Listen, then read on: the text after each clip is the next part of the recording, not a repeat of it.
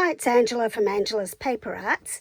I'm an independent demonstrator based in Melbourne, Australia for Stampin' Up. Today I'd like to show you how to make one of these, a chocolate slider. Now I'm showing one that I've made for a Christmas example, but you can make these in other sizes as well. There's a little mini one which was perfect for the kids, and I'm going to show you how to make this type of gift. It's really just an open-ended box, and the ribbon does all the work pulling the gift out of the box. So thought I'd just show you. It can be made in a cup, whatever size you want, and I'll show you how to adjust the size. Today I'm going to make one for a birthday, and you might want to take a screenshot of this because this is basically the template that I use for the Lindt chocolate that we get here in Australia, which is the 100-gram bar, and so I've worked out the measurements, and the way you do work out the size of the box for your own chocolate. Just measure the width and the sides, and that's basically what you'll put here, but you'll do it twice, and then add an extra strip for the joining flap, which I'll show you in a minute.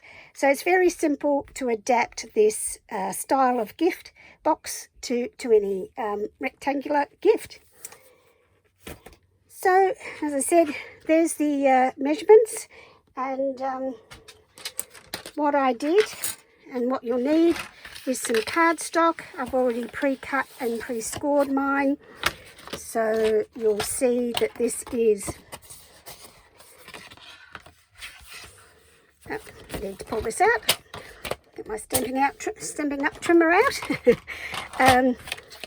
You'll see it is 21 centimetres wide by 20.5 centimetres high, and then you simply score, which I've already done on the trimmer, at the 9 centimetre mark, the 10 centimetre mark, the 19 centimetre mark, and the 20 centimetre mark. And down at the bottom you score 1 centimetre along there. So if you follow my template, you won't go wrong. And where you see these dark bits, they get cut out. So I'll put that aside, and we can get on with the actual box. But before I do, just want to show you what I'm using. To make the box, I'm using the rich raspberry Stampin' Up cardstock. It's a nice thick cardstock, and I'm using this Dainty Flowers designer series paper, which is free with an eligible order during January and February 2023 as part of celebration. So this paper is just gorgeous. So you can see there's 6 different sheets, all with these sort of wildflowers or dainty flowers. You can see you've even got frames and different colours, the greens and yellows and blues and pinks, and then you've got these patterns on the back of the paper. So as I said, I got this for free by placing an eligible order, and it was nice and simple. So to make the chocolate slider, as I said, once you've got it all scored, make sure you do burnish your score lines by getting your bone folder and making them nice crisp score lines. Now you can see I've already put the adhesive on, so you can see exactly where to put the adhesive. So if I look at it this way, I've got adhesive down that very last extra tab, and I've got it inside on the bottom left tab.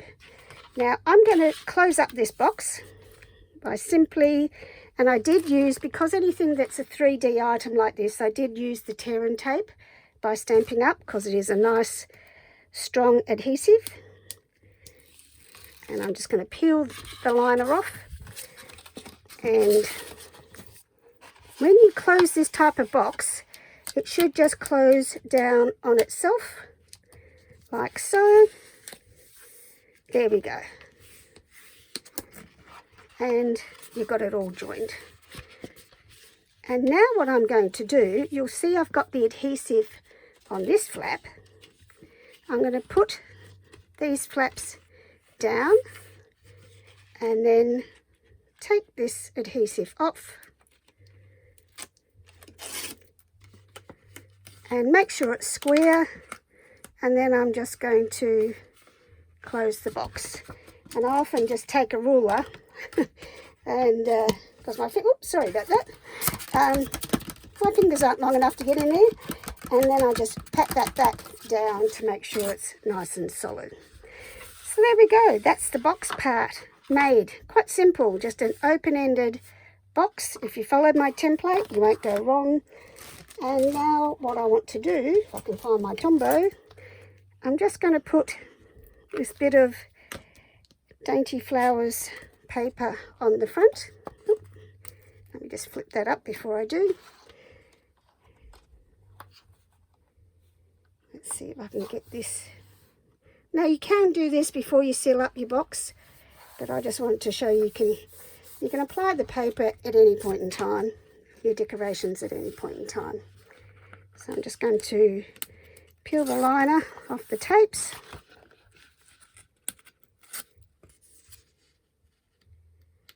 And one more to go.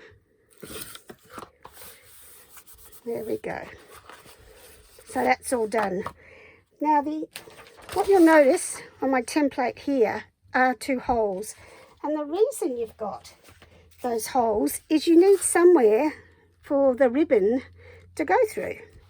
And so they go through the front and the back. And so I found just the easiest way to do that. I wanted it all decorated to start with. And I'm using the Very Best Trio Punch from Stampin' Up. And I just pop that in. Press down in the middle. It's tough because you are going through 2 layers of cardstock. But there it is. There's the hole made. Right, so next step, use any old ribbon, whatever coordinates with your project. I'm going to feed it in from the front all the way through to the back. And I'm just using some retired seam binding that I've had for some time because it sort of looked pretty. And I'm now going to grab my block of chocolate and I'm going to put that onto the ribbon. I'm going to hold this back piece of ribbon so it doesn't go back in and push that chocolate down into the box. And then it's just a matter of tying a bow. So let me just see if I can see it around the camera. So I'm all thumbs today. So there we go. Nearly done. And you can make that bow as big or as small as you like. And I'll just cut off that excess ribbon. I've done it the same way. It's always a challenge, isn't it? No, I didn't. There we go. Let's get it on the same angle, eh? There we are. So there's the cider box done with the chocolate inside. And now it's just a matter of putting whatever decoration you want on the front. I've got this ready to go. It's from the new catalogue.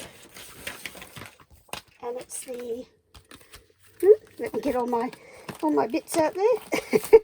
It's the frame florets dies that I used to cut out the oval, and I've also used, if I can find it, oh there it is, the Frame Florets stamp set, and I've used for a special person on a special day, for something a little bit different rather than just a usual birthday.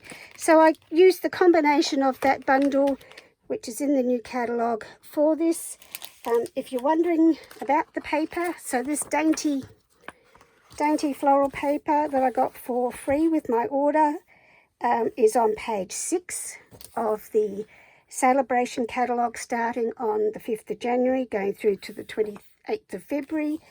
And the coordinating bundle that actually goes with that paper is this one, the Dainty Delight bundle, which is on page 55 of the new January to I believe it's April 2023 mini catalogue.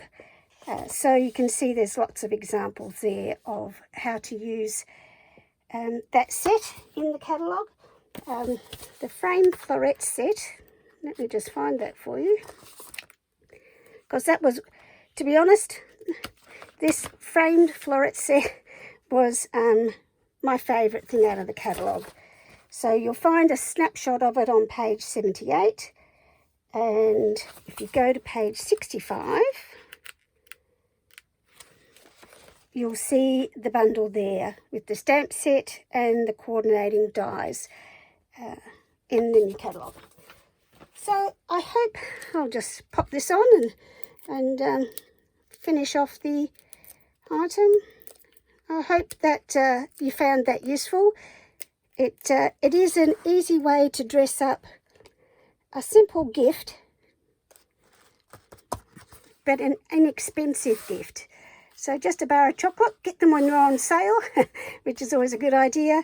I also made a little birthday card to go with it using that same Dainty Flowers